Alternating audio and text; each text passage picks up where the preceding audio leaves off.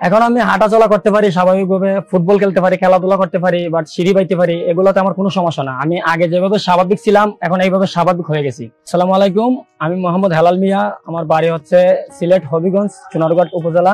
আমার বয়স হচ্ছে 24। দর্শক, আমাকে কি দেখে মনে হয় যে আমি আজ থেকে 10 দিন আগেও হেভিয়ান বা হিপ জয়েন্টের একটা রোগী ছিলাম? না হওয়ারই কথা। আমি এই ডক্টর সফিউল্লাহ স্যারের, প্রধান স্যারের ডিপিআরসি হসপিটালে চিকিৎসা নিয়েছি। আমার গত 2 থেকে 3 মাস আগে হিপ জয়েন্টের সমস্যা ছিল। আমি হাঁটতে পারতাম না, হাঁটতে গেলে ব্যথা করতো, খেলাধুলা করতে পারতাম না, বাট খেলাধুলা করতে গেলে আমার ব্যথা করতো, প্রচন্ড ব্যথা করতো।